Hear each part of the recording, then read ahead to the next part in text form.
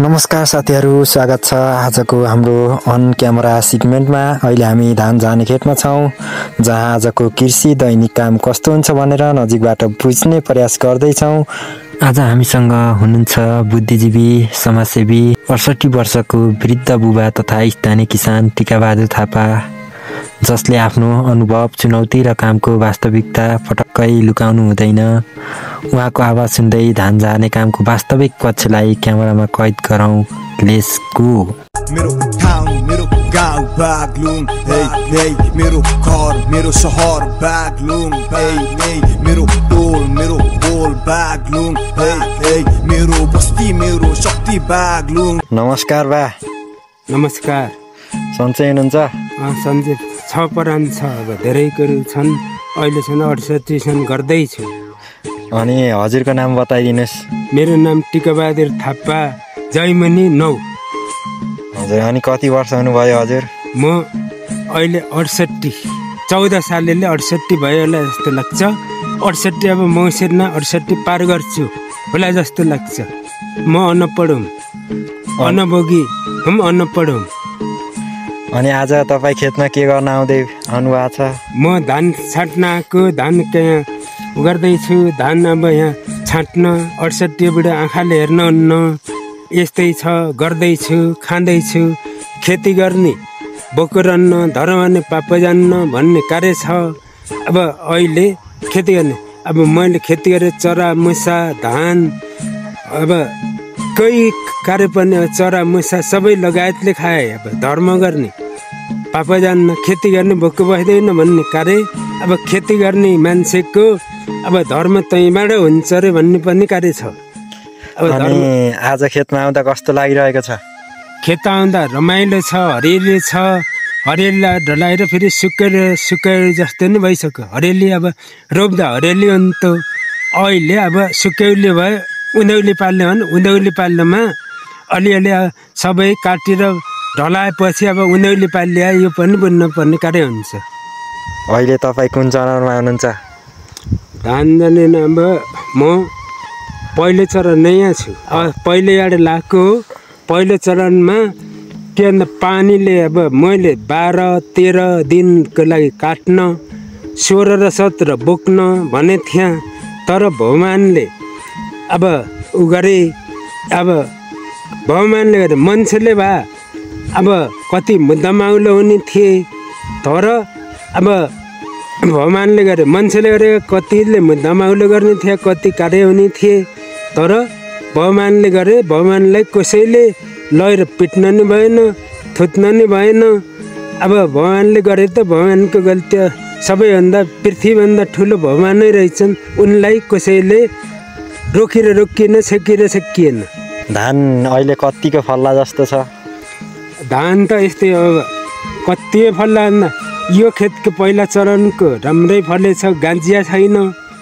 अब लामा बाला छन्, धान कति हुने थाहा छैन। 2 हलको मेलो हो।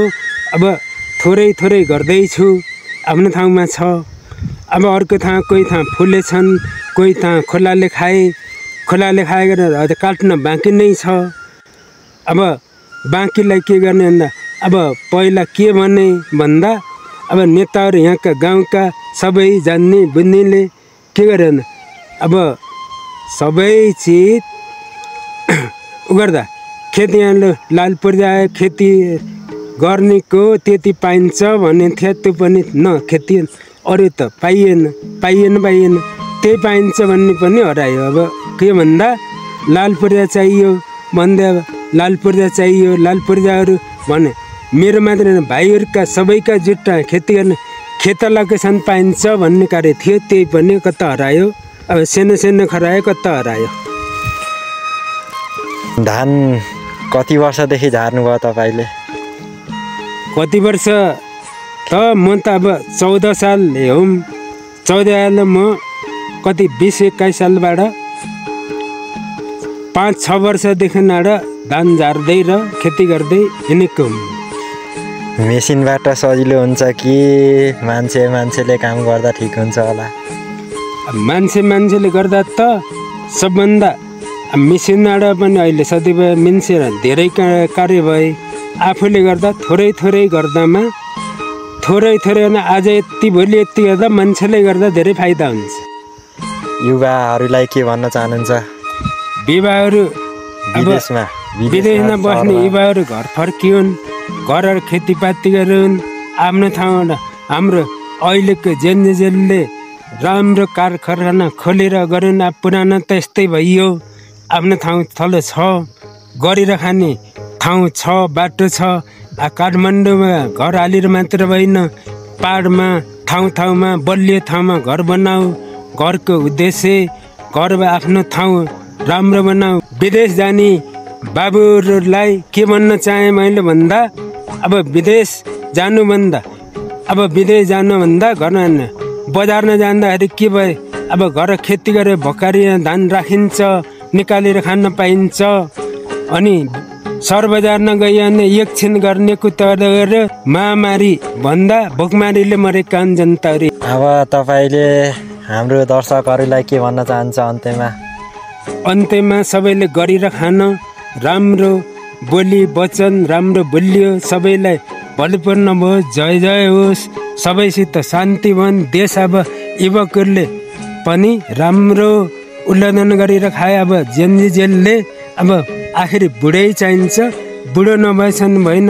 अब पृथ्वीदानलाई ढुङ्गा र माटो, सिरिजनामा महिला र पुरुष छ। अब सोधेको कारणले छन्। अब आफ्नो ठाउँ थलो रहनु पर्यो। हामी अन्तिम चरणमा छौँ र तपाईँले आफ्नो अन्तिम कुरा राखिदिनु होला हाम्रो जनता, हाम्रो दर्शकहरू सामु।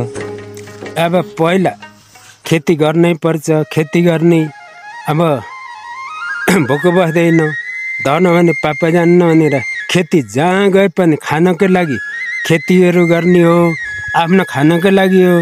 तर ढाँटछल नगरे, आफ्नो ठाउँबाट रहेर आफ्नो स्थानबाट राम्रो कुरा प्रगति अरू नसिकेकालाई बरु सिकाए, बुझाए। पढेर पाठ सेरोदैन आठ नभए अब म नपढौँ। मेरो धारणा के छ भन्दा सबैले गरेर खानुपर्छ, मरेर जानुपर्छ। अब मेरो अन्त्यमा बुढालाई सेवा गरे, नयाँ सेनाले नजान्नेलाई अब सम्झाए, अघि बढे। सबै जेनले अघि बढेर बुढालाई उद्धान गरे। मेरो अन्तिमका अब त्यही नै छ अहिलेको लागि। हुन्छ बुवा, फेरि बोल्दै गरौँला। आजलाई छुटौँ। ल आज छुट्टौँ। ल जय नेपाल।